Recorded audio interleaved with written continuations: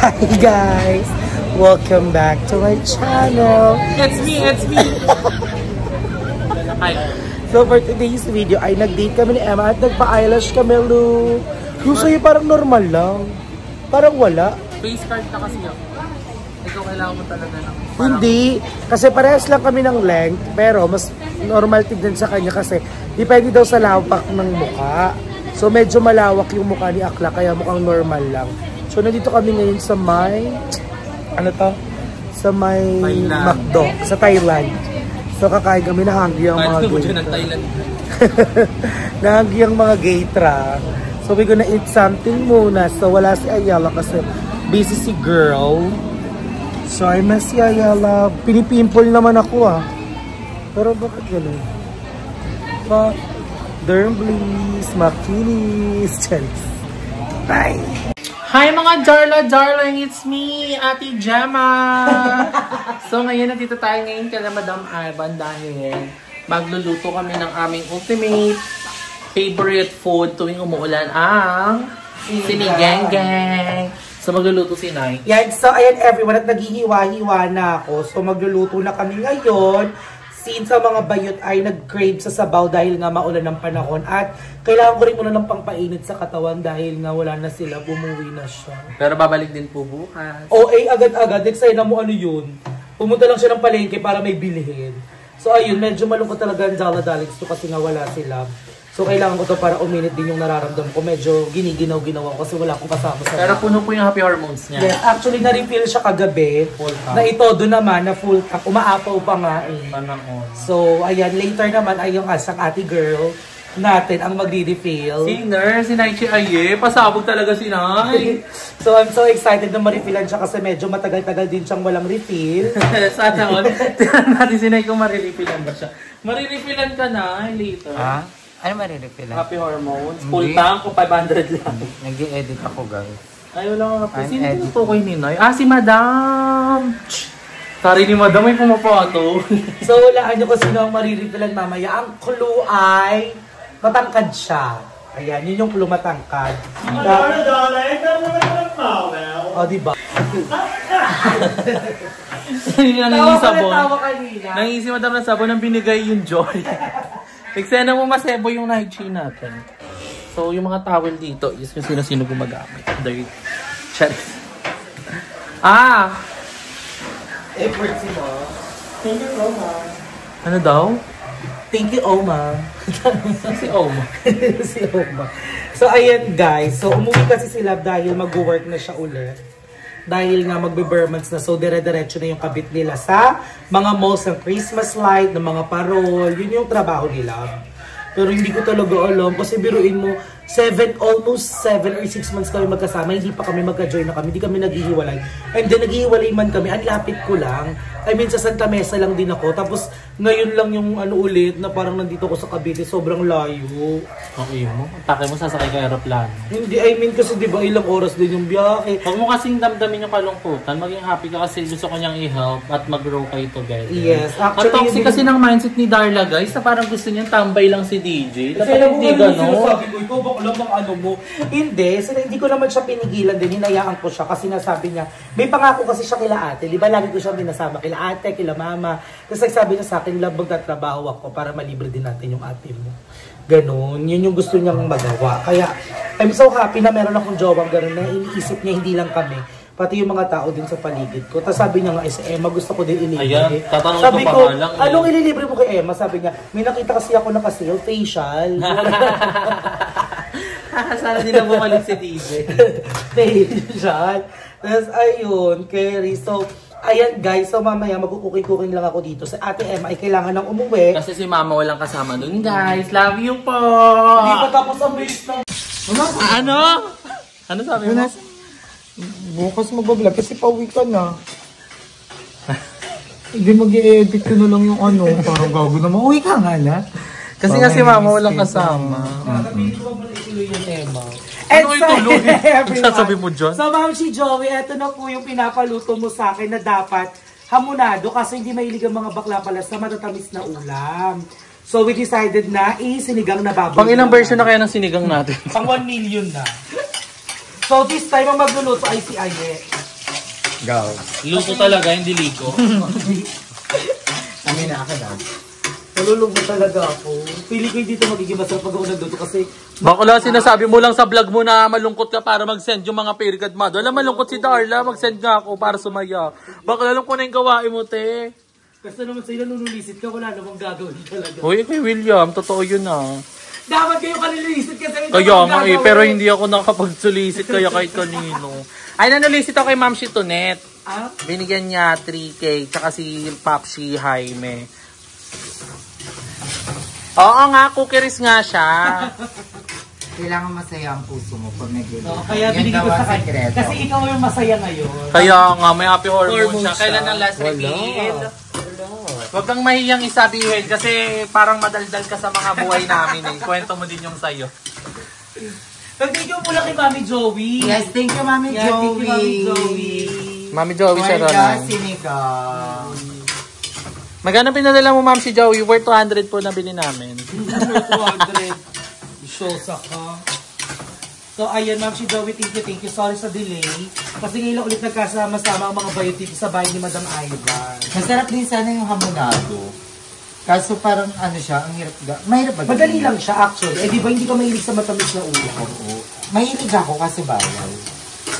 Tsaka bawal. Si Madam din ayaw din na matamis na ulam.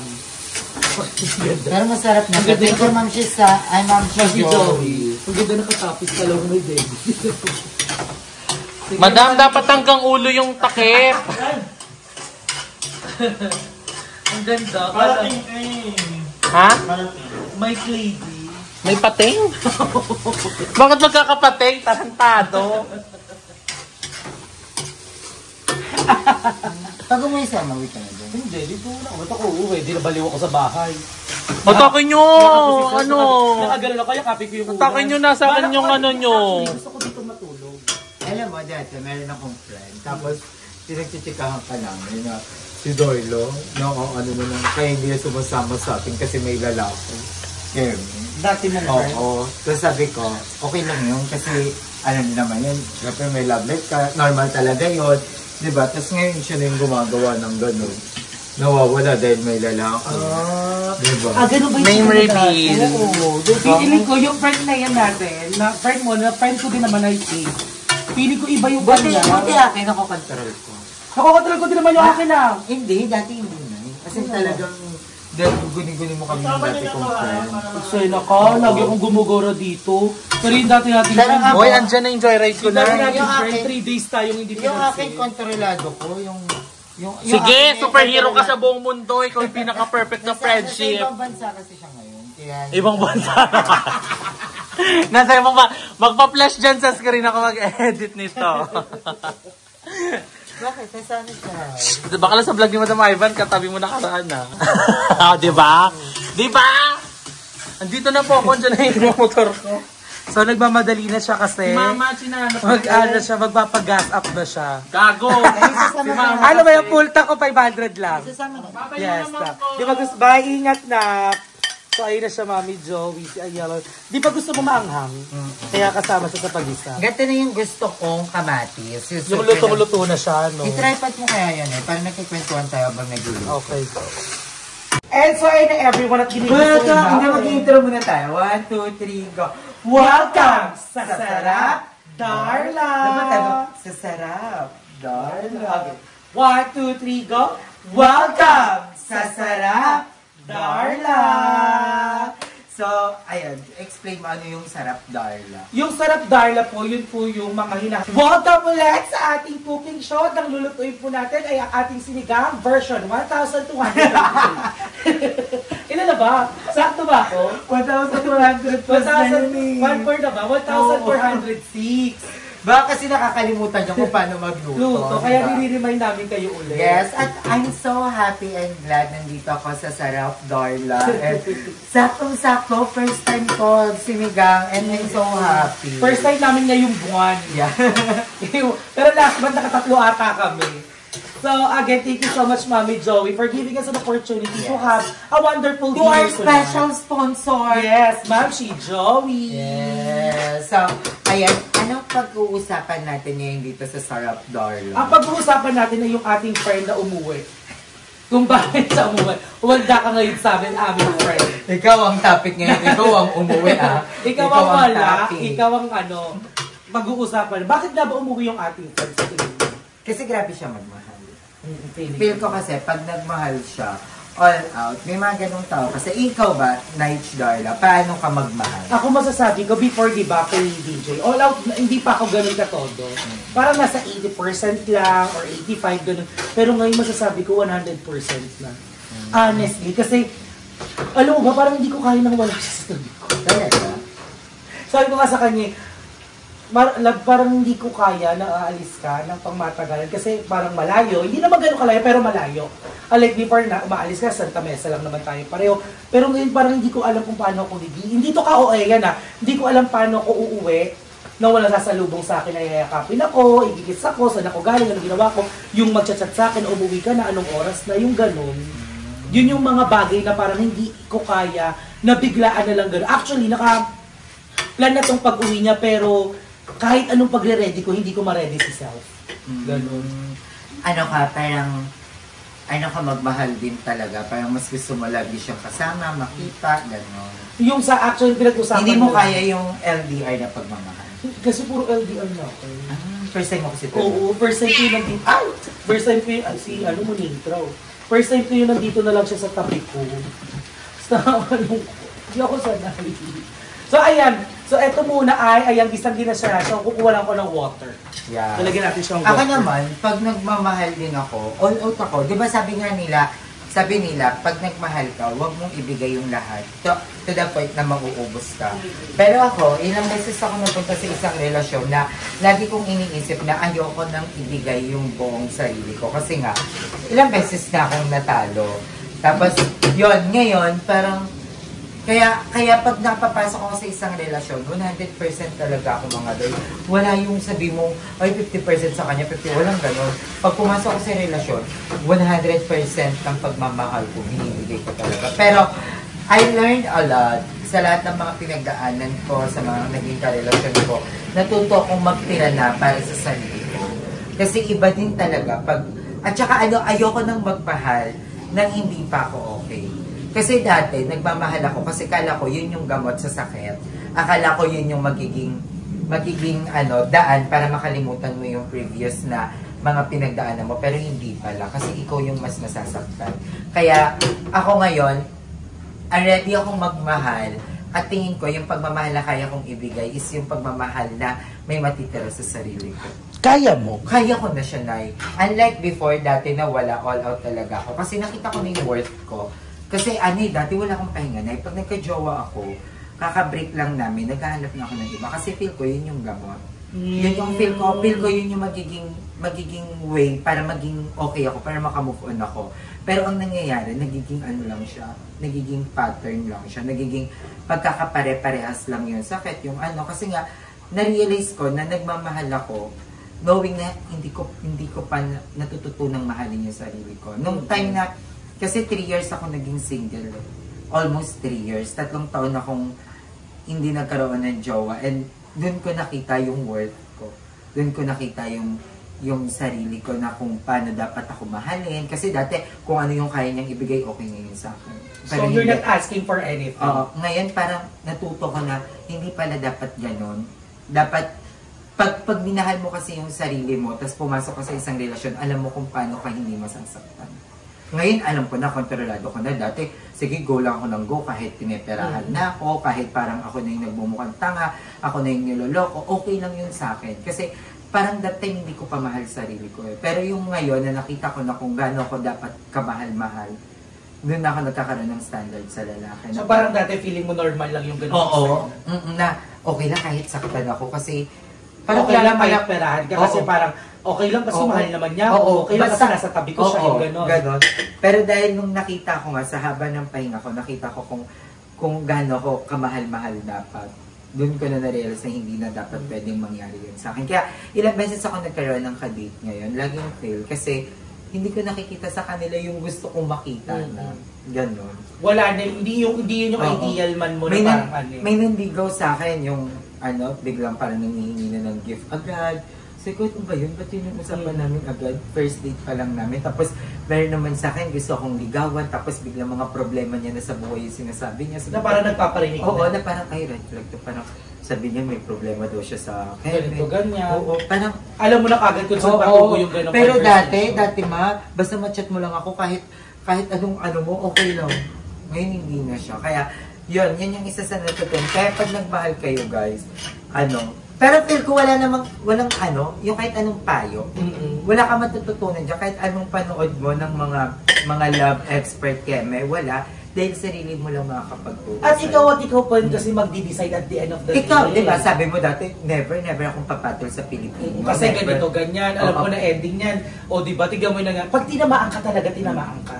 I mean, hindi mo kasi siguro there is always a reason kung bakit nga kayo pinagtatagpo ng tao yun. So parang nagtagpo kami para baguhin yung titi ko sa mga ganon. Kasi nga masyado akong one-sided to na, naku Pinoy, ito lang ending niya, bila mo lang, ito bila mo. Na parang hindi pala ganon ang lahat. Sabi ko nga sa kanila sa live kagabi, tinanong din nila si DJ, gano'n mo nakamahal si Darla ng 1 out of 10. Sinabi ni DJ, dati ang sagot ko, 9, 7, 8 lang.